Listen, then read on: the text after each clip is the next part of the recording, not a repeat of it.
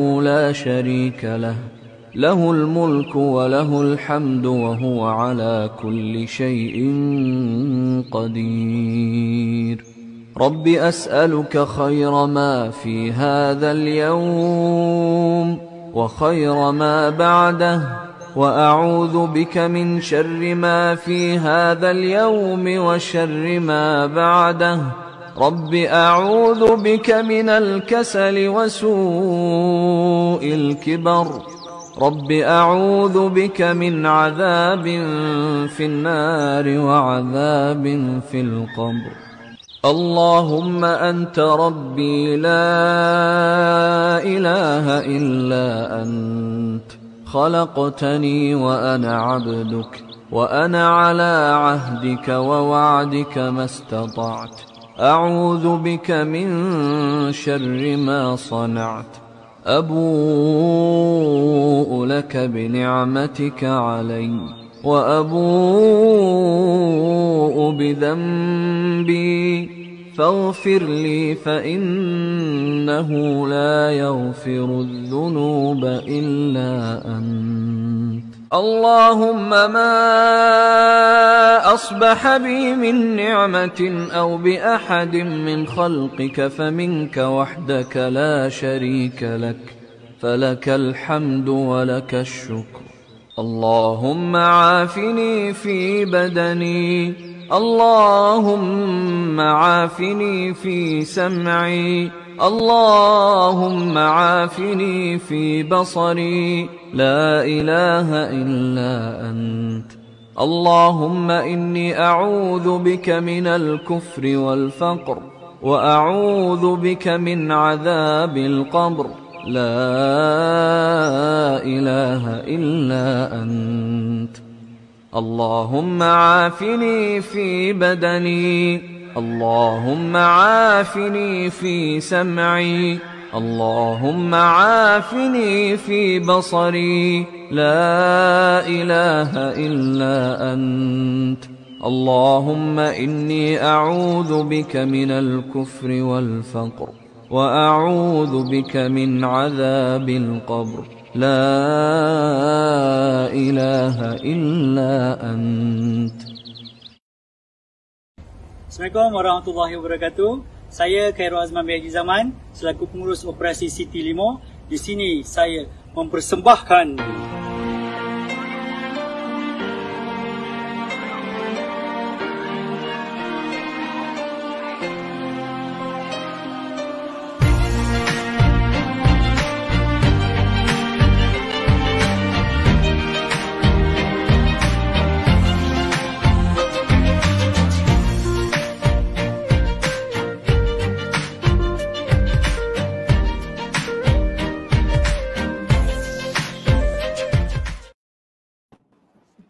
Assalamualaikum warahmatullahi ta'ala wabarakatuh. Waalaikumsalam warahmatullahi wabarakatuh. Ustaz, apa khabar Ustaz? Alhamdulillahirabbil alamin, sihat semua insya-Allah. Alhamdulillah. Alhamdulillah, syukur pada Allah kita dapat jumpa lagi pagi ni, kita dapat sambung lagi perbincangan kita. Ucapkan terima kasih kepada pihak Siti Travel Sdn Bhd yang terus menganjurkan majlis ilmu ini. Terima kasih juga pada Fadil Ustaz Mak Isa, Tuanku Pasir Gudang kerana meluangkan masa bersama kita. Tajuk kita pada hari ini adalah sambung minggu lepas, pahala dalam berniaga. Minggu lepas Fadil Ustaz Mak Isa dah kongsi mukaddimah, saya rasa taksis kepada kita perlu faham apa kita terlibat dalam perniagaan, asas-asas dan beberapa perkara yang Ustaz dah sentuh. Oleh kerana tajuk ni sangat penting, ada tak di kalangan kita sekarang ni yang berniaga ataupun ada kawan-kawan dia yang berniaga? Tolong tulis di ruangan komen, tag nama friend-friend kita. Tag nama friend-friend, buat macam Nasir buat, Nasir Ron Ori buat. Dia tag friend-friend dia, Kak Nur Asia dia tag friend-friend dia, Teacher Azila dia tag friend-friend dia. Moga-moga kita boleh ajak lagi ramai Dan saya nak tanya, boleh tak tulis sikit di ruang komen siapa yang menonton di page City Travel? Cuba tulis, saya menonton di page City Travel. Sebab macam biasa, hadiah buku 10 biji hari ini akan diberi kepada yang komen di page City Travel sahaja. Dan juga calon yang akan dapat hadiah Thermomix 1 Ramadan nanti, dan calon yang akan dapat hadiah motosikal juga akan dipilih daripada yang komen di page City Travel. Jadi kita nak mulakan perbincangan kita, dan pada sahabat-sahabat, satu lagi saya nak minta tolong, kita sama-sama kongsi pahala, tolong tekan butang share sekarang. Siapa yang dah share, tulis dan share. Tulis tu dengan tujuan biar orang lain pun tulis juga, insya-Allah. Jadi bismillahirrahmanirrahim. Saya persilakan Fadil Tuanku Pasir Gudang kita untuk sambung perbincangan kita dalam tajuk pahala dalam berniaga. Falyatafaddal. A'udzu billahi samil alim minasyaitonir rajim. Bismillahirrahmanirrahim. Assalamualaikum warahmatullahi wabarakatuh. Alhamdulillahirabbil alamin. Salatu wassalamu ala rasulil amin wa ala alihi washabihi ajma'in wa ba'du. Faqal haqqu tabaraka wa ta'ala بعد أعوذ بالله من الشيطان الرجيم بسم الله الرحمن الرحيم في بيوت أذن الله أن ترفع ويذكر فيها اسمه يسبح له فيها بالغدو والآصال رجال لا تلهيهم تجارة ولا بيع عن ذكر الله وإقام الصلاة وإيتاء الزكاة يخافون يوما تتقلب فيه القلوب والأبصار ليجزيهم الله أحسن ما عملوا ويزيدهم من فضله والله يرزق من يشاء بغير حساب. Sadaqallahul Azim.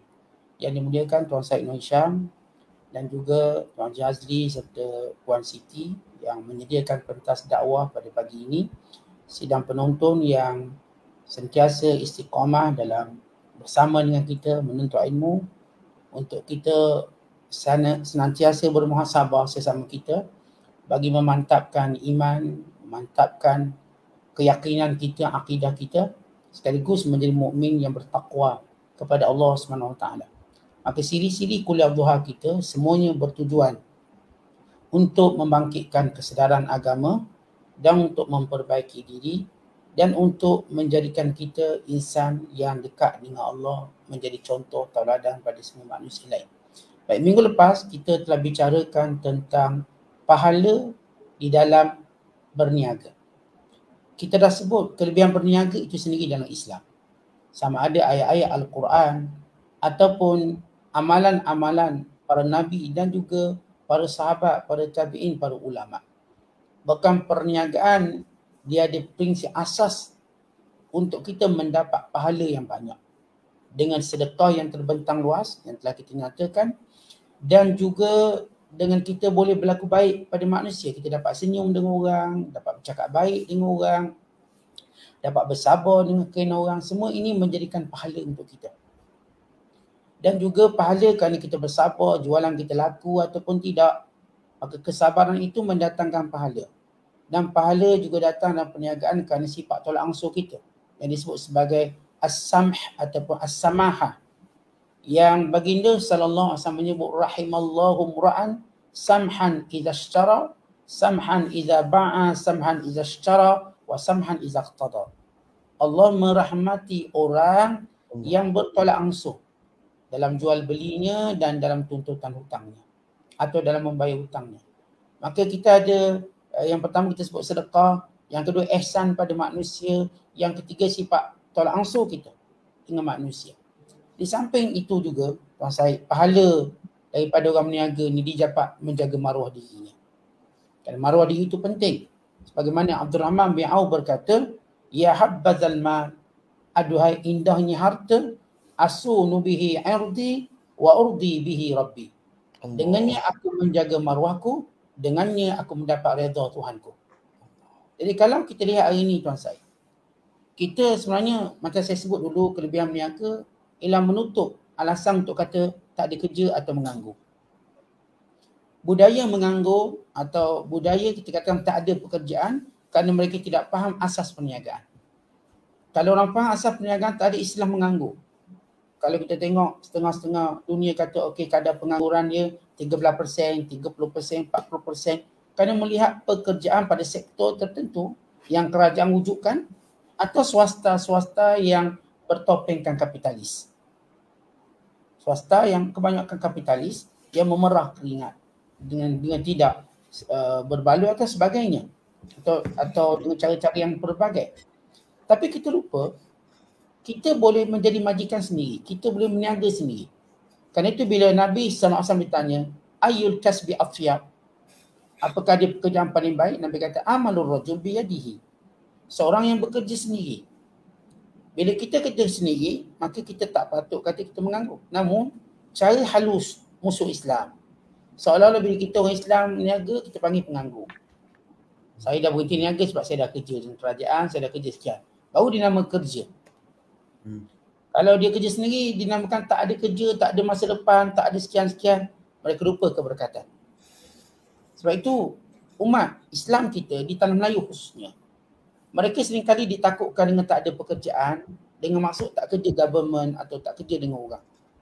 Seringkali dianggap orang meniaga ini menganggur sehingga dia dapat pekerjaan.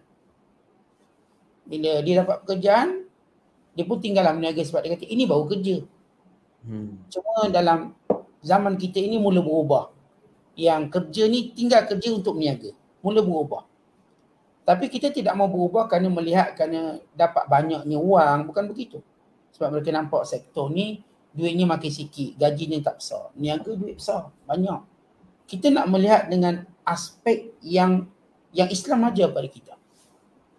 Bahawa amalan berniaga itu amalan mulia, amalan para nabi, amalan para sahabat dan merupakan amalan dominan umat Islam. Kita bagi contoh dulu umat Islam yang menguasai laut kerana mereka ialah pedagang dan peniaga. Dakwah Islam, Tuan Syed, berkembang paling banyak di tangan para peniaga. Di samping dakwah Islam ini berkembang oleh para pejuang melalui peperangan. Dan dakwah Islam berkembang melalui para ulama, yakni ilmu para ulama. Ketiga-tiga ini dia saling bergantung. Dia tak boleh kata salah satu penting. Yang berniaga dengan keuntungannya yang banyak, dia majukan Islam. Yang tentera pula dengan kekuatan tentera, dia menjaga Islam. Yang dengan ilmu yang banyak tadi memantapkan Islam. Sebab itu tuan saya tengok, kenapa ataupun apakah faktor Islam berkembang dengan cepat di seluruh dunia. Bahkan diakui agama paling pantas berkembang Islam. Sebab mereka bergerak tiga. Dan itu juga yang disebut oleh Alfonso de Albuquerque, salah seorang pemimpin Portugis yang terkenal ketika mana menawar Melaka. Beliau menyebut tiga elemen yang saya sebutkan tadi. Elemen ketenteraan, elemen ekonomi dan juga elemen ilmu dan juga elemen ibadat. Maka beliau berkata, dia kata dalam khutbah perang dia kata apa? Kalau kita jatuhkan Melaka, sebab Melaka ini nadi ekonomi orang Islam. Lepas tu kita akan jatuhkan Tahirah, nadi kekuatan tentera orang Islam. Dan sebab itulah kita akan jatuhkan Mekah. Nadi kerohanian dan ilmu. Ya, orang kafir pun nampak tiga tiang Islam ini yang hebat. Harta, ilmu dan juga kekuatan atau kuasa. Mereka mesti runtuhkan. Kalau mereka tak boleh runtuh tiga, satu. Maka pertama mereka runtuhkan biar orang Islam tidak minat berniaga. Maka mereka buat bandar-bandar ini dikuasai oleh orang kafir yang berniaga, manakala orang Islam dia letak di kampung-kampung jadi petani. Maka semua bandar diwujudkan, didominasikan oleh orang kafir. Dan mereka ini dibantu oleh Inggeris, oleh penjajah supaya mereka terlibat dalam perniagaan. Akhirnya ada satu jurang peniaga, jurang petani. Tapi bila ada kesedaran umat Islam, mereka mengetahui Rasul mereka yang pertama ataupun Nabi Muhammad SAW ialah peniaga. Dan para sahabat yang mendukung Rasulullah ialah didukung oleh bangsa atau kelompok peniaga-peniaga. Dan bagaimana Rasulullah memajukan Madinah, negeri pertanian dengan perdagangan. Akhirnya kita lihat, setiap kali Islam masuk ke satu negara, negara itu menjadi negara perdagangan. Yang penting. Mana pun Islam masuk. Sehingga kuasa ekonomi dikuasai oleh orang Islam. Kita bukan cerita akidah sahaja sebahagian daripada elemen penting dalam menjaga Islam. Elemen ekonomi. Sebab itu hari ni tuan saya tengok rumah tangga yang bercerai, rumah tangga tak aman, mereka mengadu tentang masalah rezeki sempit, masalah suami berkira nafkah, anak-anak juga begitu, dan juga jenayah-jenayah yang berlaku juga. Yang antara sebab, kita tak kata ini sebab mutlak masalah-masalah itu dan ini. Sebab anak-anak kita tidak disibukkan dengan berniaga sehingga mereka lepak-lepak, sembang-sembang, mereka buang masa, dan masa yang sama keperluan duit itu ada dan mendesak. Lalu berlakulah jenayah-jenayah yang berlaku. Sebab itu kita faham pertama perniagaan itu penting dalam Islam. Ia sebahagian daripada ibadat dan lubuk kita dalam mencari pahala. Dan kita dah sebut pahala asas. Namun beberapa prinsip yang kita ketahui dalam perniagaan dalam mencari pahala ini. Sebab para ulama menyebut ada dua benda besar untuk dapat pahala dalam perniagaan. Yang pertama mengikuti syarak. Itu pertama. Yang kedua niat yang baik. Niat. Itu asas dalam orang berniaga. Orang berniaga ni apa pun dia nak berniaga, silakan. Tapi ikut syarak. Nak buat MLM ke, ikut syarak. Dia nak buat perniagaan saham ke, ikut syarak. Dia nak buat perniagaan bentuk koperasi, ikut syarak. Itu kita kena ajar dulu. Kan itu disebut dalam hadis Nabi SAW. Bila Rasulullah SAW mengingatkan orang beriman. Bukan sebenarnya semua. Rasulullah menyatakan, Ayyuhan nas, ittaqullah wa ajmilu fit talab fa inna nafsan lan tamuta hatta tustawfa rizqaha wa in abta'a anha fattaqullah wa ajmilu fit talab khudhu ma halla wa da'u ma haruma. Dalam hadis yang dikeluarkan oleh Imam Ibnu Majah, Nabi SAW bersabda, wahai manusia, semua, bertakwalah kamu kepada Allah. Bertakwalah kepada Allah dan carilah rezeki dengan cara yang baik. Ajmilu fit talab. Sesungguhnya seseorang itu tidak akan mati melainkan disempurnakan rezeki. Kalau sekiranya rezeki itu datang lambat, tetap kekal bertakwa kepada Allah dan memperelokkan mencari rezeki dengan cara kata Rasulullah. Khudhu ma halla, ambil yang halal je. Wada'u ma haruma, tinggalkan yang haram. Dan riwayat yang lain, Nabi SAW menyatakan, jangan kamu bergopoh-gapah bila rezeki datang lambat dengan mencarinya melakukan maksiat kepada Allah. Jangan. Kerana Allah tidak didekati dengan melakukan maksiat. Jadi, bila seorang berniaga, dia ikut syarak, dia dah dapat pahala sepanjang dia berniaga. Sepanjang dia berniaga, tuan saya, dia dapat pahala. Allah. Jadi saya tahu halal di sini, haram di sini, syubhah di sini. Saya tak buat penipuan. Daripada iklan lagi saya tak menipu. Dia kadang-kadang tuan saya daripada iklan dia orang menipu.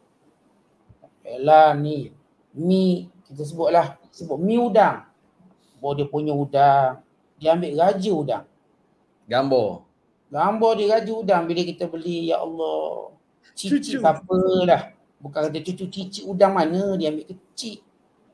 Atau kadang-kadang dia beri alasan mudah. Maaf cik, udang dah habis. Tapi harga sama. Udang tak ada cik. Kita ganti dengan benda lain cik. Kita ganti udang kering cik. Cuma udang kering ni dia tawaduk sikit memang tak nampak. Ya, dia cuma rasa je.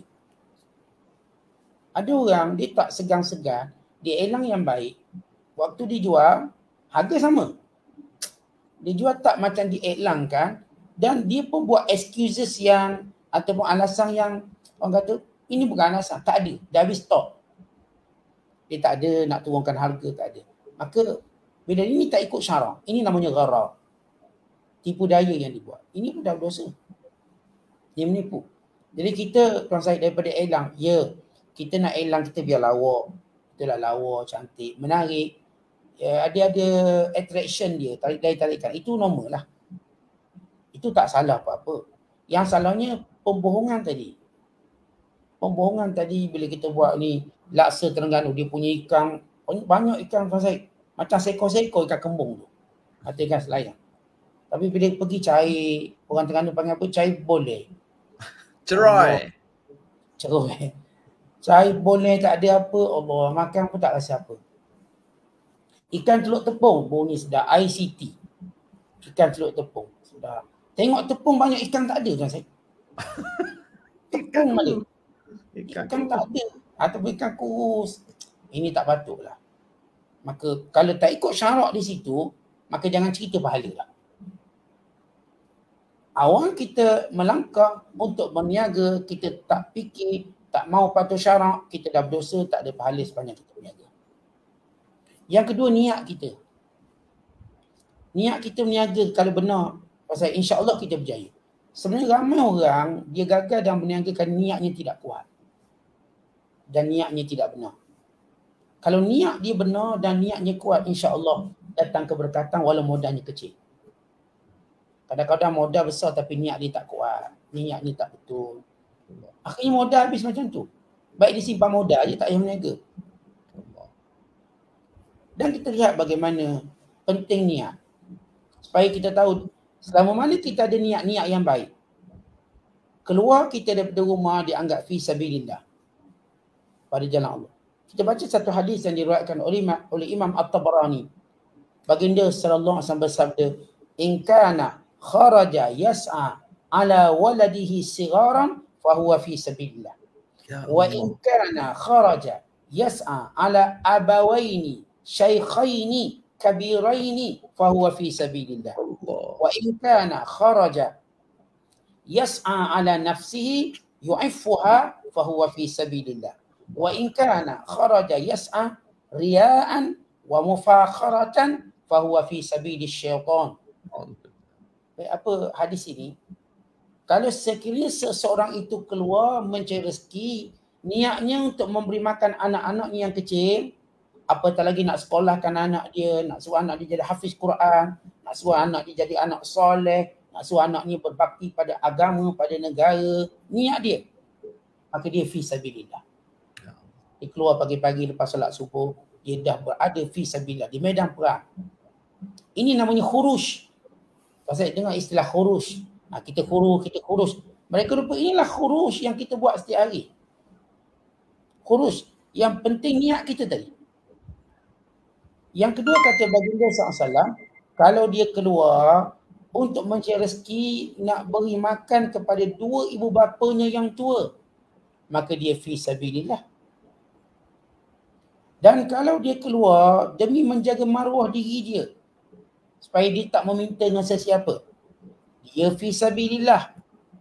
Tapi siapa yang keluar kerana riak, biar dia nanti dapat kereta besar, orang puji dia, biar dapat pakai jam mahal, biar orang sanjung dia, mufakarah, nak bangga dengan orang sebelah, fahuwa fi sabili syaitan, dia pada jalan syaitan. Jadi kita bukan nak suruh orang yang berniaga tu berhenti, kita nak suruh betulkan niat. Habis start dulu niat saya riak, Ustaz, saya nak biar kereta besar tu, saya nak tunjuk rumah besar. Tak apalah, ubah niat, bukan suruh bakar rumah, bukan suruh bakar kereta. Cuma bakar niat jahat tu, tukar niat baik. Kita kalau nak tukar niat, tuan saya, dia ada beberapa cara untuk tukar niat. Yang pertama, istighfar. Istighfar diikuti dengan taubat. Ni kalau kita nak ubah balik niat.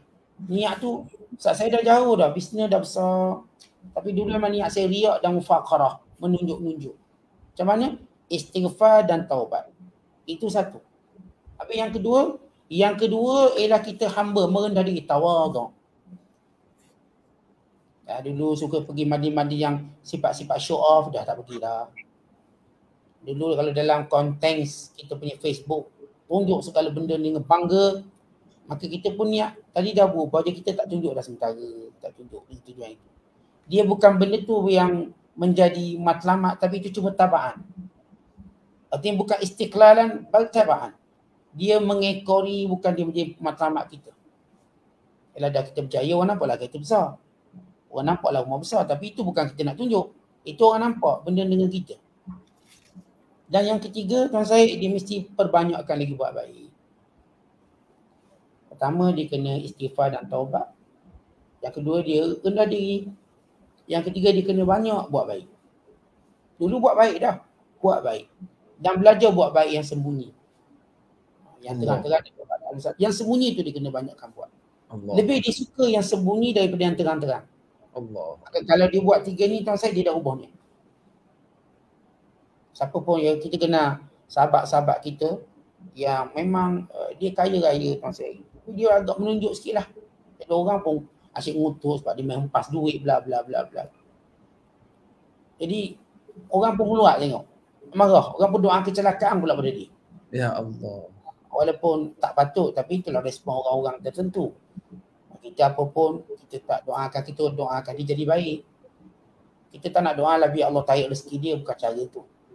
Itu campur dengki kita pun ada.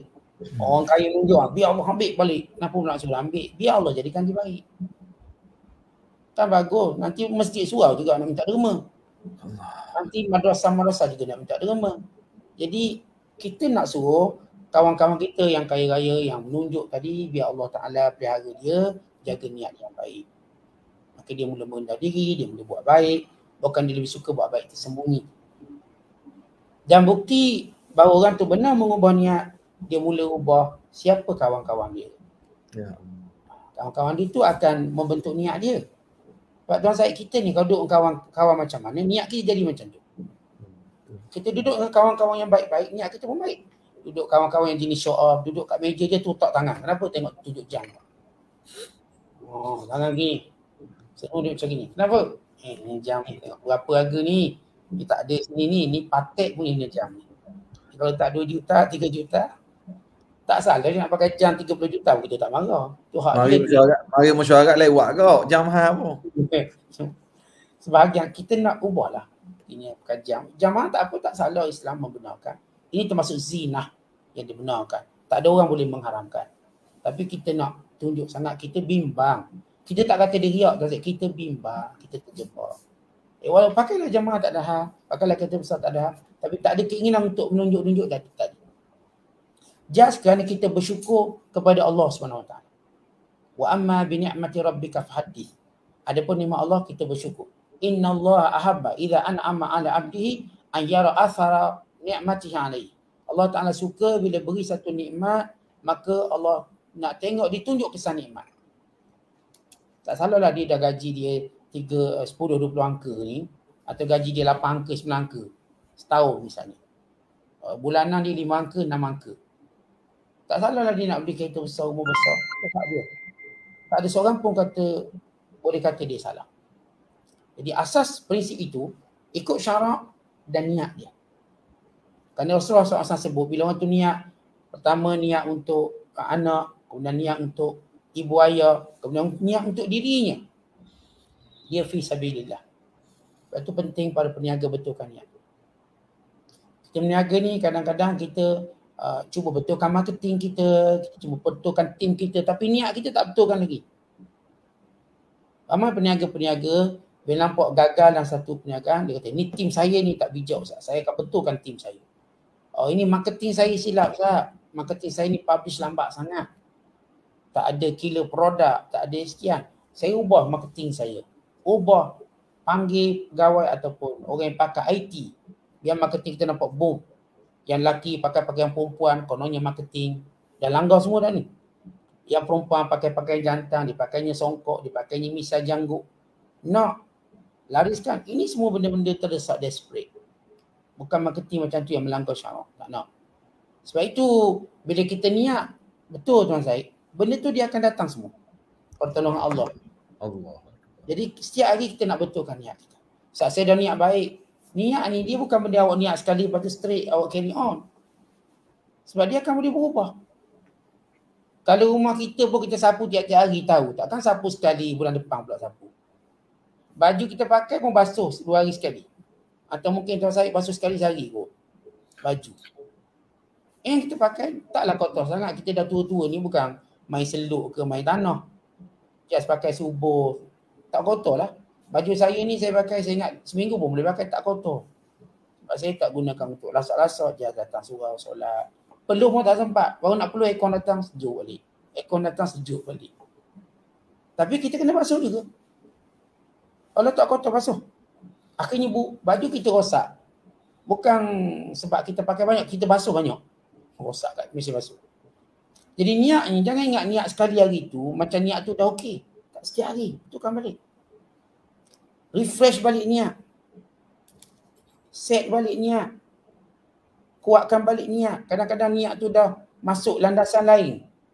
Bukan landasan yang kita nak sekarang ni. Dah ke landasan lain. Betulkan balik niat. Kalau saya tengok, kita kan nak sembahyang Zuhur. Walaupun sama solat Zuhur setiap tahun, setiap hari. Niat semacam, nak zuhur je, usalli. Nak zuhur je, usalli. Niat. Padahal, cukuplah niat sekali ke zuhur sampai sebulan. Tak boleh. Jadi orang meniaga, tiap-tiap hari betulkan niat. Ya Allah. Doa, ya Allah. Kalau kita tak mampu, hati ni tak datang, terus doa. Macam kita lafaz niat juga. Ya Allah, jadikan hari ini niatku niat yang baik. Mencari rezekimu yang luas, mencari yang halal, meninggalkan yang haram, meninggalkan syubhat. Ya Allah, aku mencari rezeki untuk menjaga maruahku, menjaga agamaku, untuk melapangkan rezeki anak isteriku, menjadikan mereka orang bersyukur, nak tolong kawan-kawanku, melepaskan mereka dari kesusahan. Kerana engkau menjanjikan siapa yang melepaskan manusia dalam kesusahan, aku lepaskan kesusahannya. Dan jadikan aku orang yang penyebab syukur orang lain, sebab keluar daripada kesusahan. Setiap hari kita doa bermunajat macam tu. InsyaAllah niat kita ni stabil di atas landasan yang tepat. Olah tiap hari bisnes semangat, niaga semangat. Jangan minta rezeki je luas. Niat tu minta diperbetulkan. Dan ini asas-asas yang kita katakan basic untuk mencari pahala dalam perniagaan. Wallahu a'lam. Allahu Akbar. Banyak soalan ni, banyak soalan. Kita rugi Ustaz. Berkait dengan niat tadi. Ada orang, dia niat bisnes, dia pernah dihina, dia pernah dibuang kerja, dia pernah tak lulus PSA lalu orang pun pelekeh dia, dan dia pernah gagal dalam bisnes. Jadi dia kata, niat saya nak tunjuk balik ke orang yang pernah hina saya. Benda itu menjadi satu motivasi pada diri dia. Jadi macam mana Ustaz kita nak seiringkan niat ni dengan niat syar'i yang Ustaz sebut tadi? Itu yang kita bacakan hadis, iaitu bila Rasulullah menyatakan in kana kharaja yas'a ala nafsihi yu'iffuha. Kalau dia keluar mencari rezeki untuk menjaga maruah dia. Orang duk pelekeh maruah dia, kata dia tak ada CJ pun CJ pondok, atau CJ pun CJ ni tak ke mana dia ni, bukan macam kita sekian misalnya. Mempelekehkan kemampuan dia, mempelekehkan asal keturunan dia, mempelekehkan kegagalan dia dan sebagainya. Kita ada maruah. Kita nak yang disebut oleh Abdurrahman bin Auf, asunu bihi ardi, aku nak jaga maruah aku. Kita nak jaga maruah, saya tak nak kena boleh mentang-mentang saya ni bakal kopiah. Ingat saya tak pandai bisnes. Saya pandai, saya akan cerita bisnes juta punya, bilion. Tak main dah bisnes ni, saya tak nak, saya nak besar. Tapi saya tak ada niat untuk balas dendam. Itu penting kita jaga. Ada orang saya akan buktikan, betul dia bukti kemudian dia sombong macam orang tuduh dia sombong kat dia. Ya. Apa beza? Dia berniat untuk jadi jahat. Atau dia nanti akan hina orang tu macam orang tu hina dia. Apa untungnya? Patutnya kita rendah diri. Sebab itu Rasulullah diajar bila perang menang. Bila perang menang apa dia buat? Apakah kita nak berlagak depan musuh kita? Tak, kita tak berlagak. Dia ajar kita tunduk waktu masuk dalam negara kita menang. Banyakkan istighfar, astagfirullah. Bila Bani Israel menang, dipimpin oleh Yusha' bin Nun untuk menawan kembali, untuk mengambil Baitul Maqdis. Allah Ta'ala sebut dalam firman-Nya perintah, wa qulu hittatun naghfir lakum khatayakum. Dan katakan, ya Allah, keampunanmu, kami akan mengampuni kamu. Allah perintahkan Bani Israel masuk tunduk kepala, tunduk, merendah diri dan menyebut astagfirullah, ya Allah, ampunkan. Nikmat bila dapat kita mohon ampun. Takut kita sombong, takut kita buat benda haram dengan nikmat kita dapat. Dulu tak buat benda haram, dengan ada nikmat dah buat benda haram. Takut kita zalim orang. Dulu waktu tak ada nikmat tak zalim orang, kita yang kena zalim. Ni dah ada nikmat, kita pula zalim orang. Ya Allah. Balas dendam dengan bahasa lain. Maka sebab itu kita istighfar nikmat yang Allah beri pada kita. Supaya kita tak sombong, kita tak salah gunakan nikmat. Supaya kita tak zalim pada orang lain dengan nikmat yang Allah beri pada kita. Saya bayangkan kalau Tuan Syed tiba-tiba jadi menteri besar, misalnya. Kita dah ada kuasa, kita cari siapa dulu yang buat masalah kat aku ni, maka salahlah kita menggunakan nikmat dengan cara tu. Maka sebab itu bila seorang, saya katakan, dia ni niat dia, bila orang pelekeh, dia nak jaga balik maruah dia, maka harus. Maka itu benda fi sabilillah. Siapa pun jangan pelekeh saya. Saya ni orang yang ada maruah. Keluarga saya ada maruah. Isteri anak saya ada maruah. Saya akan berdiri atas kaki saya sendiri. Saya akan buktikan, saya pun boleh berjaya. Ini semua rezeki Allah. Bukan sebab kepandaian itu dan ini. Bagaimana saya ada usaha, saya ada niat yang baik, insya-Allah. Allah Ta'ala akan bantu dan tolong saya. Maka bila saya dah berjaya, bukan masa ini saya show off. Macam kawan-kawan saya buat, saya akan merendah diri. Saya akan memohon ampun pada Allah. Saya takut ini jadi fitnah menjauhkan saya dari agama Allah. Supaya saya menjadi orang yang patuh pada Allah. Akhirnya orang ni tuan-tuan kita nak insafkan dia, bukan kita nak malukan dia. Oh, dia kata, oh, Tuan Syed dah berjaya lah. Dia dah sebaris dengan kita. Dia dah dari pengungsi jutawan di Kuala Lumpur ni. Dia dari pengungsi sekarang. Jadi kita tetap menyantuni manusia dengan baik. Sehingga dia pun berfikir, kalau nanti Tuan Syed dia naik balik, akhlaknya mula baik. Itu tujuan kita. Kita tak nak jatuhkan sesiapa.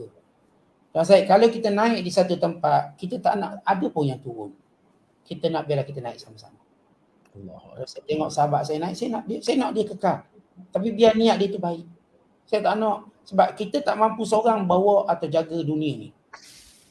Saya tak mampu seorang jaga agama Allah. Saya nak semua ulama-ulama, sahabat-sahabat saya, penceramah saya, Allah Ta'ala pelihara dan jaga. Kesilapan mereka jangan sebab untuk jatuhkan dia. Semua orang ada silap, zallah. Bagi peluang dia menjelaskan, bagi peluang untuk dibaiki, bagi peluang untuk dimuhasabah dan sebagainya. Bukan salah je kita dah sama, inilah anti hadis, inilah dia orang yang ni. Terus kita bagi ayat-ayat kasar. Walau kawan tu tak begitu. Inilah kita kata orang ni anti Islam lah. Ini kita cepat letak label untuk menjatuhkan dia reputasi. Walau dia orang baik, dia orang bagus. Cuma ada penjelasannya mungkin menimbulkan beberapa keraguan. Minta penjelasan balik. Beritahu dia penjelasan awak ni merugikan, membahayakan. Saya nak, Tuan Syed, kalau saya pribadi, nak semua pada pendakwah yang berceramah, Allah berikan kesihatan untuk badan mereka berdakwah. Kerana bebanan Islam ni berat, tak boleh kita pikul seorang. Sama juga bebanan ekonomi, untuk menjaga ekonomi umat. Saya bukan saya seorang nak berjaya, nak multi-billionaire dan sebagainya. Tak, saya nak semua sahabat saya yang memang dah bisnes juga berjaya dalam bidang mereka. Kami nak bekerjasama, saling bantu-membantu ke arah tujuan yang baik, mencari redha Allah SWT. Maka itu benar-benar orang yang menjaga agama ni. Wallahualam. Yang penting jangan balas dendam. Maknanya kita nak naik, tak apa. Apa tersebut, let success speak ke apa. Biar kejayaan kita itu yang tunjukkan. Kejayaan kita tunjuk. Tak payah kita yang menyombong. Yang penting jangan sombong. Jangan niat nak balas dendam. Saya tertarik sangat ayat Ustaz sebut tadi. Kita nak insafkan dia. Bukan nak jatuhkan dia. Masya Allah. Itu niat lah tu. Ustaz, niat lagi Ustaz. Kita niat lagi. Macam kalau orang dia banyak niat. Dia sekaligus. Mudah gini lah Ustaz. Mudah gini. Saya duduk nega habatus sauda. Nega habatus sauda. Nega madu. Niat saya banyak je dia Ustaz. Niat nombor satu sekali nak cari duit lah. Niat yang kedua nak ajak masyarakat amalkan makanan hak Nabi anjur. Lepas tu nak ajak orang sehat apa semua. Nak kawan-kawan yang jadi ejen. Kita nak kongsi rezeki kecil-kecilan lah. Kalau niat banyak gini dah apa Ustaz? Tuan Syed dan sedang penonton sekalian. Pertama, kita kena bahagikan niat ni kepada dua. Pertama, niat yang kita sebut sebagai istiqlalan. Istiqlalan ini matlamat utama sekali. Yang kedua dipanggil tabaan yang mengekorinya. Contohnya, bila seorang pergi perang, dia nak ghanimah. Itu tabaan, dia nak. Buktinya bila para sahabat, mereka keluar dalam perang Badar, yang pertama nak apa Tuan Syed? Jannah. Mereka nak yang pertama mereka keluar dalam perang Badar, mereka nak ambil harta mereka tu. Yang dirampas oleh orang Mekah buat modal perniagaan kat Syam. Mereka nak start rombongan perniagaan. Tiba Allah takdirkan mereka perlu perang. Mereka tak ada niat perang, niat mereka nak ambil harta. Harta mereka diambil. Akhirnya Allah menghendaki mereka berperang supaya mereka mendapat pahala lebih besar. Dan bila mereka berperang, mereka pun bertanya tentang rampasan perang. Yas'alunaka 'anil anfal. Ayat ini turun masa peperangan Badar. Habis rampasan perang kita nak bagi macam mana? Kerana sebahagian mereka mula nak banyak. Orang muda-muda kata kita yang perang, kita nak banyak sikit lah. Yang tua-tua ni tak ada nak tu musuh kita dulu. Yang tua-tua dapat sikit. Maka Allah kata kulil anfalu lillahi war rasul. Katakan anfal itu akan diputuskan oleh Allah dan Rasul. Maka kamu kena redha lah. Maka dibahagikan sama rata. Yang berperang bunuh ke tak bunuh sama. Artinya yang bunuh orang, 10 orang dengan yang bunuh seorang sama dapat. Maka di sini, niat tadi Tuan Syed. Pertama saya kata pula ada niat istiqlalan. Istiqlalan ni asas kita. Nak redha Allah. Tapi tak salah ada pucuk-pucuk niat yang lain. Umpama saya berniaga supaya dapat beli rumah. Saya dapat nak pakai Lamborghini sebiji. Nak pakai Lamborghini nak rasa juga. Saya tak nak pinjam orang punya. Saya pun nak beli yacht satu. Nak buat kuliah tengah laut nanti buat yacht ni. Saya pun nak ni. Itu tak salah apa-apa. bila kita masuk dalam perniagaan, kita ada niat personal kita. Tapi niat ini jangan mengganggu niat paling besar, mencari redha Allah. Kerana itu, atas niat besar tadilah kita ikut syarak dalam niat itu. Maka niat-niat tu kita tak boleh halang, tuan Syed, dia akan datang. Ni bulan ni, duit ni kita nak bayar langsai rumah ni. Duit bulan ni untung, kita nak beli satu kereta bagus sikit. Senang balik kampung, tak sakit badan. Beli yang bagus. Saya nak beli private jet. Ni usahawan pertama ni ada private jet, saya nak beli. Nak tunjuk orang Islam boleh berjaya. Dan memang saya pun suka private jet ni, saya suka. Senang nak pergi mana-mana. Saya nak balik kampung ke mana, saya naik je jet saya naik je helikopter saya. Maka niat yang berkait dengan cabang-cabang tak masalah apa, sebab dia tak bertentangan. Tapi niat asas tu yang disebut oleh ulama sebagai istiqlal. Ini khas untuk kerana Allah. Atas kerana Allah tadi kita mematuhi syarak. Ittiba'u syarak. Ikut semua. Yang tabaan, yang contoh. Kalau tuan Syed solat duha untuk rezeki murah, salah tak? Tak salah. Kalau kita sedekah, tuan Syed, nak dapat lebihan daripada balasan daripada yang banyak. Sebab 10 kali ganda tu Allah ganti. Wa ma anfaqtum min syai'in fa huwa yukhlifu. Apa yang kamu sedekahkan maka Allah ganti. Sebagian ulama bila mereka sedekah mereka pun tunggu. Nanti datang 10 kali ganda. Tunggu. Datang. Ya, aku dah kata datang. Yakin. Tetapi ini tidak mengubah tujuan asal kita mencari redha Allah. Kalau saya solat duha, Allah jadikan rezeki itu lambat sampai, saya tak akan berhenti duha. Memang kalau kata kenapa duha? Ni cara nak murah rezeki. Habis tak dapat pun, nampak macam mahal je rezeki awak ni. Tak apa nampak, tak apa saya sabar sebab sampai masanya. Ini mungkin dapat tunggakan ni. Sebab saya ada niat asal mencari redha Allah, saya tak berhenti duha. Tapi memang saya ada niat lain. Sebab tu saya duha pun kat kedai, biar kedai saya, Masya Allah, orang tertarik nak datang. Salah tak? Tak salah. Macam kita baca Quran, nak halau jin, boleh tak? Boleh. Masih sama, kita nak pahala daripada Allah. Dan Rasulullah SAW pun sebut, yang baca surah Baqarah, syaitan tak dekat rumah dia. Maknanya niat supaya syaitan tu jangan ganggu dia tu, dia benarkan. Di samping kita dapat pahala sebab baca Quran. Ada tak niat lain tu, tuan saya? Orang baca niat, baca 3 kul dan sebagainya. Niat dia apa? Orang nak lindung diri, itu niat lain. Bukankah niat asal untuk dapat pahala di sisi Allah? Itu niat asas. Jadi tidak salah kalau kita punyai cabang-cabang niat. Asalkan dia tidak bertentangan antara satu sama lain. Tak. Jangan niat nak kaya lalu lawan syarak. Itu lawan lah. Dia jangan lawan niat asal ni. Asal ni jangan lawan. Lawan yang ni maka gugur niat tu. Sebab saya nak sombong, dah tak ikut syarak. Wallahualam. Ustaz, dalam Ustaz terang tadi, nak betul niat tadi, nak baiki niat tadi, salah satunya Ustaz sebut kena banyakkan buat kebaikan, terutamanya yang tersembunyi. Apa benda kaitan benda tu dalam nak betul niat, Ustaz? Sebab bila kita niat nak show off, nak menunjuk, itu yang menjadi kita lebih suka daripada ibadat sembunyi. Maka bila kita dah dekat dengan Allah, ataupun nak dekat dengan Allah, kita nak jadikan benda yang Allah suka lebih pada apa yang kita suka. Allah suka benda yang disembunyikan. Allah tak suka supaya dia menjadi rahsia antara kita dengan Allah. Oleh sebab itulah bila seorang tadi, Tuan Syed dah betul taubatnya pada Allah, dia akan banyak amalan-amalan tersembunyi. Tersembunyi itu ada 2 cara. Yang pertama, dia tak bercakap dengan orang apa dia buat. Itu sembunyi, dia tak cakap, dia tak sembang, dia tak ingat, itu sembunyi juga. Yang kedua memang dia buat tempat tersembunyi. Orang tak tahu. Ada orang kan belum buat dah cerita.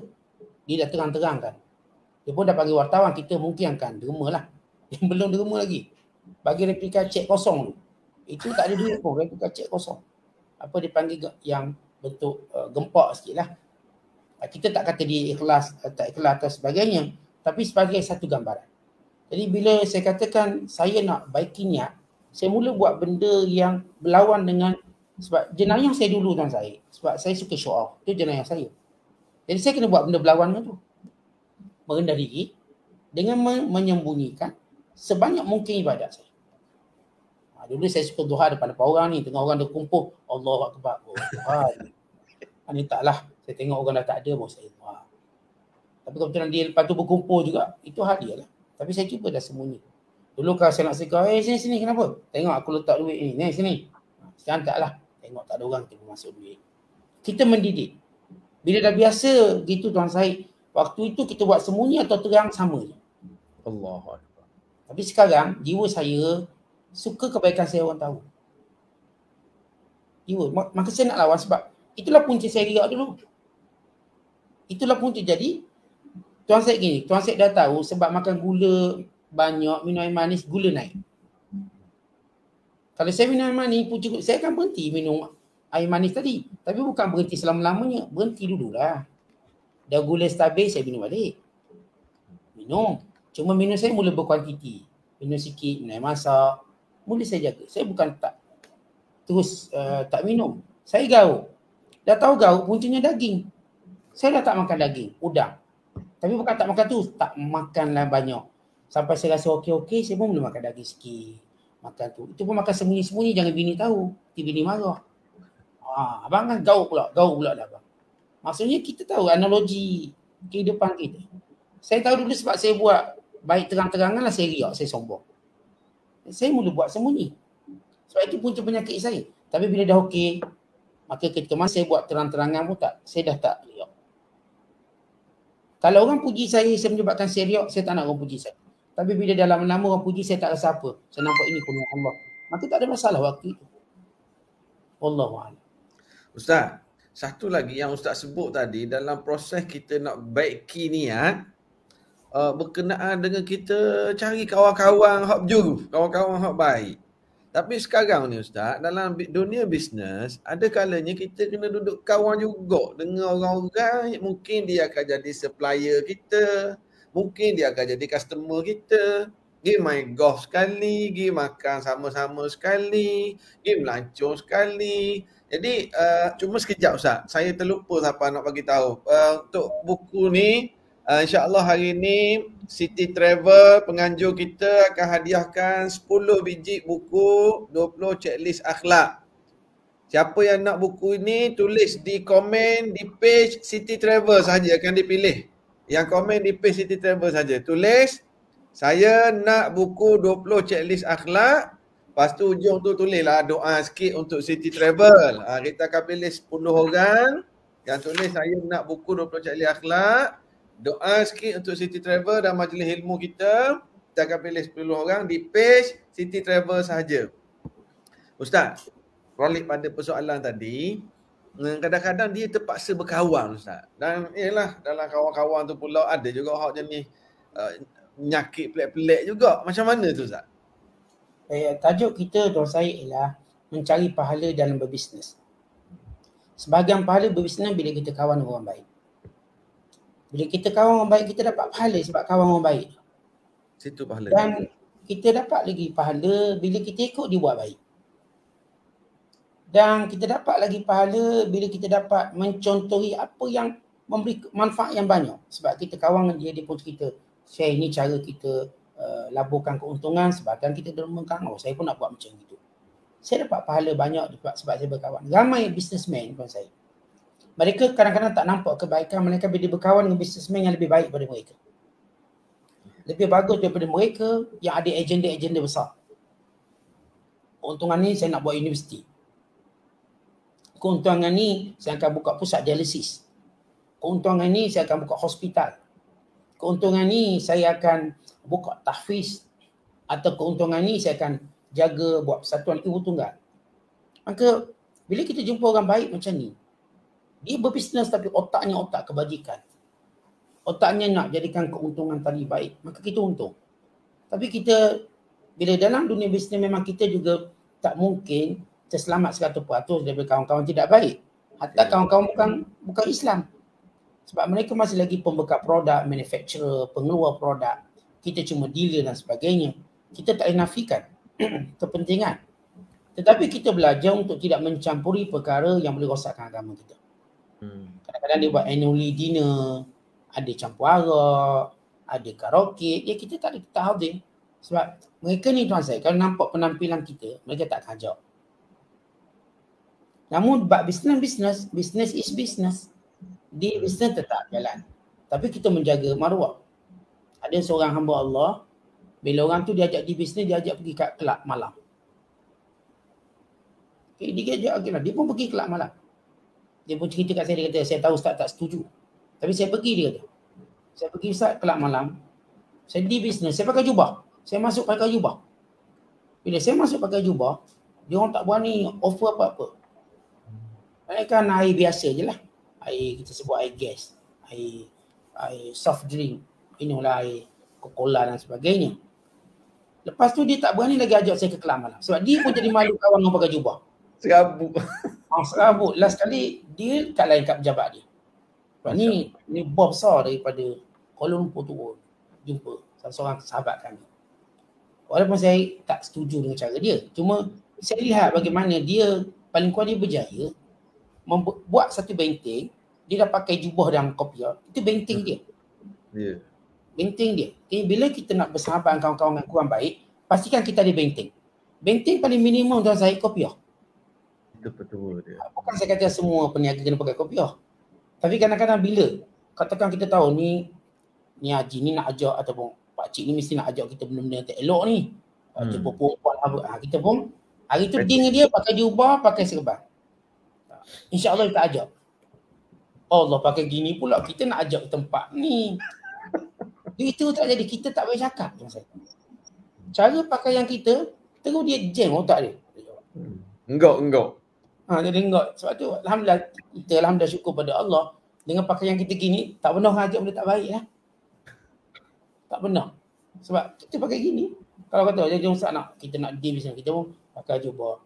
Terus kita mulakan dengan Al-Fatihah. Terus Al-Fatihah dulu. Atau ikut karaoke dulu. Dia pun tak berani ajak kita.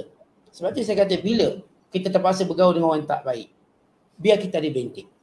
Kalau benteng kita tak kuat dengan bercakap dengan mulut, bukan cara berpakaian. Waktu tu je.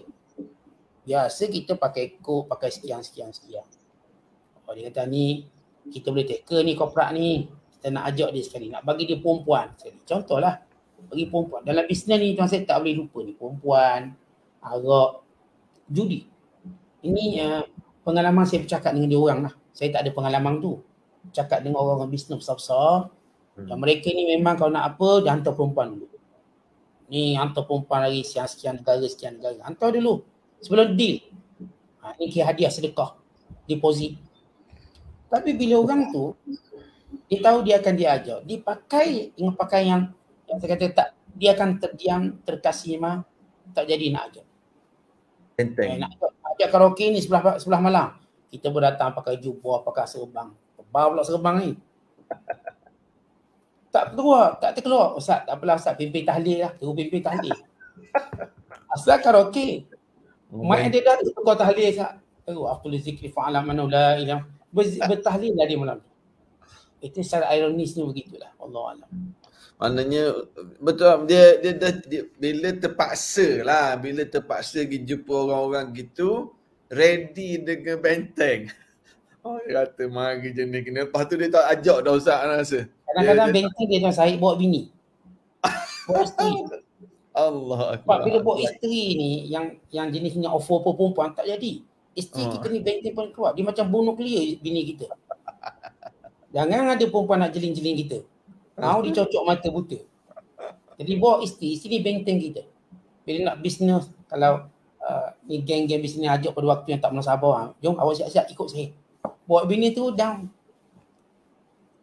Itu baru satu benteng.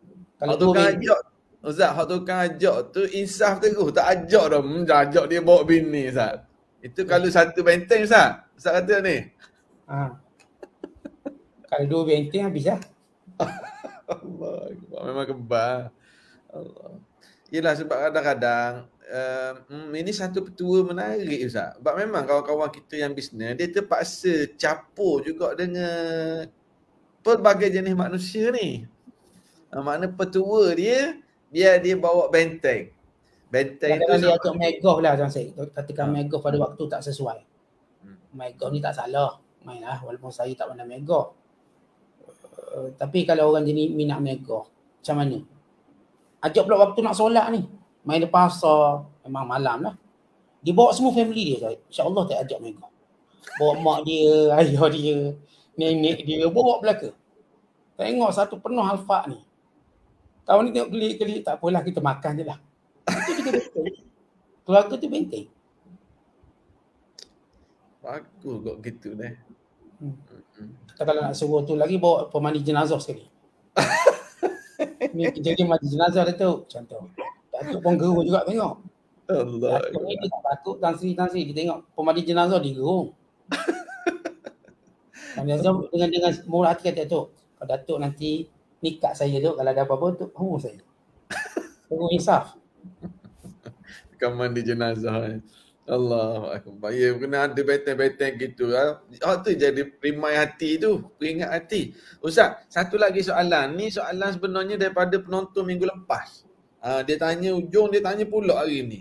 Dia kata macam mana Ustaz ada sebut minggu lepas, kalau kita berniaga, kita bagi diskaun, kita bagi free gift, kita bolehlah niat nak sedekah dan niat nak tarik pelanggan pun tak apa Ustaz sebut minggu lepas. Tapi biar ada niat nak sedekah tu yang utama, kita dapat pahala.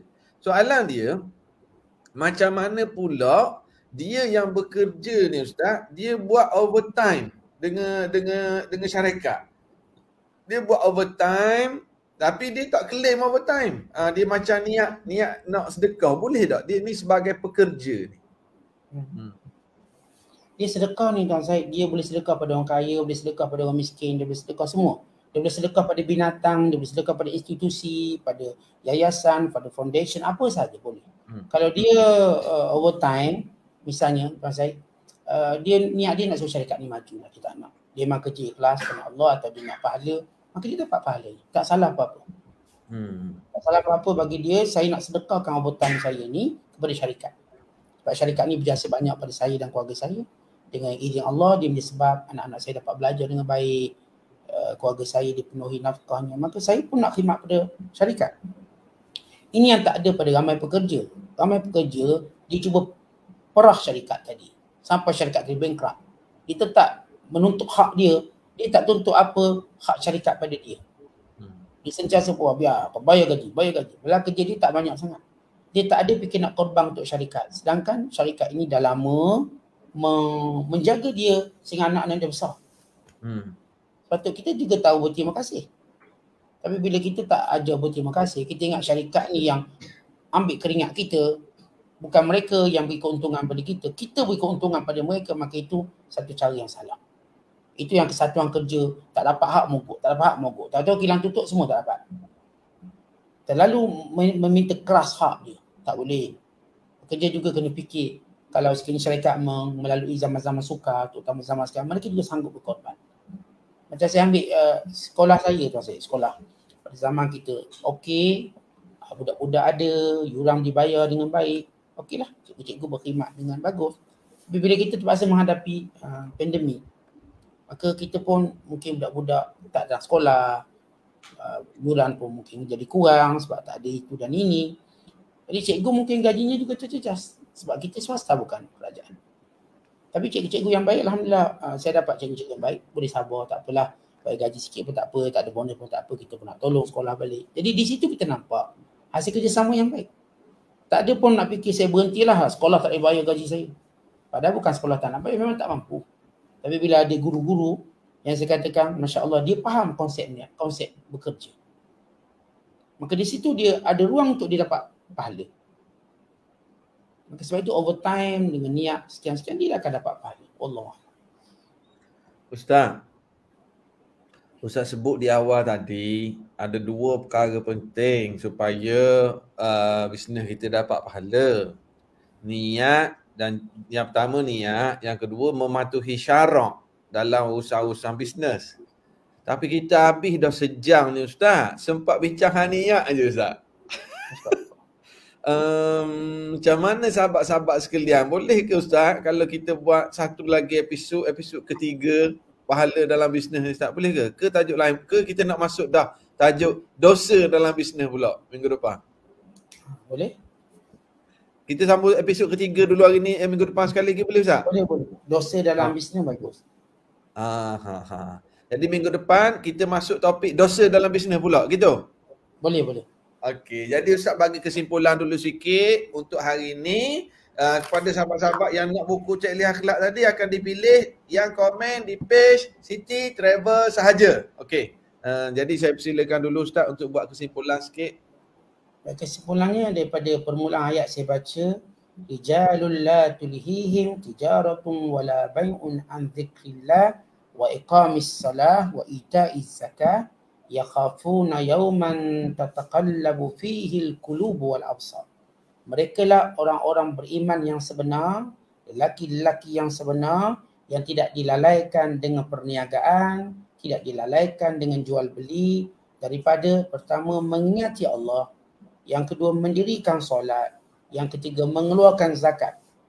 Dan mereka ini senantiasa takut pada hari nanti mereka dibangkitkan, hari di mana hati dan juga pandangan terbeliak kerana ketakutan, kedahsyatan hari kiamat, kerana pertanggungjawaban yang akan mereka pikul. Jadi jadilah para peniaga yang tidak dilalaikan dengan perniagaan kita atau jual beli kita daripada ingat Allah, daripada mendirikan solat, daripada mengeluarkan zakat. Hak kita ingat Allah, bersyukur pada Allah, mendirikan solat, menjalinkan hubungan baik dengan Allah, mengeluarkan zakat, menjaga hubungan dengan masyarakat. Perbanyakkan hal-hal ini, insya-Allah Ta'ala kita menjadi golongan yang Allah Ta'ala sebut dalam Quran, yaziyahumullahu ahsana ma amilu, Allah akan beri balasan yang lebih baik daripada apa yang mereka buat. Allah beri pahala lebih baik daripada apa yang mereka buat. Wa yazidahum min fadlih, Allah tambah lagi nikmat, Allah tambah lagi keuntungan. Wallahu yarzuqu man yasha bighairi hisab. Kerana Allah bila beri rezeki tidak ada peraturannya, Allah akan beri sebanyak-banyak. Jadi walaupun kita target nak 1 juta sale, insya-Allah dapat lebih pada tu. Ya Allah. Kalau Tuan Syed target berapa sale? 2 juta, 3 juta. InsyaAllah dapat lebih pada tu. Allah berezeki lebih daripada apa yang kita fikirkan. Yakin? Ustaz, anak nega tak ada target Ustaz, agak jual je. Tak apa dah gitu. Bincang lain pula. Nanti kita PM lah. Kita PM. Allah. Jadi alhamdulillah lah. Alhamdulillah di atas kesimpulan yang Ustaz sebut tadi, Allahu Akbar, banyak benda kita dapat. Betul lah Ustaz, yang jadi berasa sangatnya sebab kita ni adalah juga niaga kecil-kecilan. Jadi terasa benda tu berkait rapat. Dan sahabat-sahabat kita yang menonton ni pun ramai juga yang berniaga, saya rasa. Cuba bagi tahu sikit, hak berniaga tu berniaga apa? Cuba tulis kat ruang komen. Saya berniaga apa? Cuba tulis sikit. Kita nak tengok kat ruang komen. Kita pun boleh buat coverage perniagaan kita. Benda Ustaz? Networking perniagaan. Jadi kalau sahabat-sahabat beritahu di bisnes apa, kita pun boleh sama-sama war-warkan. Mana war-warkan orang ni bisnes ni, orang ni bisnes ni, mungkin boleh buat network pula, masya-Allah. Kalau ada hadis yang memang berniaga motor, kita boleh beli motor dia untuk buat dia. Kalau ada jual motor, City Travel nak bagi hadiah 1 Ramadan nanti, beli motor dia selalu. Yang jual Thermomix boleh beli dengan dia selalu. Subhanallah. Jadi Ustaz, terima kasih banyak. InsyaAllah minggu hadapan kita akan bincang tajuk dosa dalam bisnes pula. Minggu depan kita akan bincang tajuk dosa dalam bisnes. Allahu Akbar. Ini 10 orang pemenang. Jadi Ustaz, saya selesaikan dulu dengan sahabat-sahabat. Terima kasih banyak Ustaz. Minta maaf. Saya keluarkan skrin Ustaz dulu . Ya. Okey. Assalamualaikum warahmatullahi wabarakatuh. Assalamualaikum. Alhamdulillah. Ini penerima, tolong PM ke page saya. Nama, alamat, nombor telefon. Kalau ada email sekali. Muhammad Rohaizi, Yazi, Amir Rusham, Abdul Rahim. Ada tak kat sini? Kalau ada tulis sikit. Alhamdulillah. Komen sikit. Aino Zainal Hasan, Zaliha Bidin, Zairina Abdul Rahim, Muhammad Zuhairi, Nozarida binti Alias Zakaria, Zainal Jami'ain, Naimatul Aisyah Yahaya. Okey, tolong PM ke page saya yang ada gambar baju pink tu, comel tu. PM nama, alamat, nombor telefon, kalau ada email sekali. Yang tak dapat minggu ni, insya-Allah, moga-moga ada rezeki minggu hadapan. Yang dipilih hanya yang komen di page City Travel sahaja. Kita pilih yang kat situ. Juga insya-Allah 1 Ramadan nanti akan diumumkan penerima hadiah termomik, penonton perempuan, wanita, penerima hadiah motosikal sebuah adalah penonton lelaki. Jadi tolong PM saya nama-nama ni sebab kita nak uruskan, insya-Allah besok kita akan post buku. Mana? Dah tulis ke belum? Saya sedang tunggu ni. Mana lagi? PM ke page saya. Cari Facebook saya. Kemudian tulis PM Muhammad Rohaizi, Riyazi, Amirul Syam, Abdul Rahim, Sharifah Nani, Aino Zainal Hassan, Zaliha Bidin, Zairina Abdul Rahim, Muhammad Zuhairi. Sekarang saya dah terima dari Amirul Syam, Abdul Rahim. Okey. Lagi Nozarida binti Alias, Zainal Jami'in, Na'imatul Aisyah Zakaria. Saya sedang tunggu ni. Masya Allah. Lagi mana? Mana tolong PM. Saya sedang tunggu, tekan je link FB Said Nasyam di atas. Rohaizi, Amirul Syam. Baru 2 orang PM saya. Jadi tolong PM untuk saya hantar buku. Besok insya-Allah kita terus postkan buku ni. Alhamdulillah. Jadi sekadar ini pertemuan kita. Minggu hadapan kita akan bincang tajuk berkait dengan okey, Kak Naimatul Aisyah, tolong PM saya. Apa lagi nama ni? Zulhairi. Saya tunggu Jadi setakat ini dulu. Kak Suhaili dapat dah buku, alhamdulillah.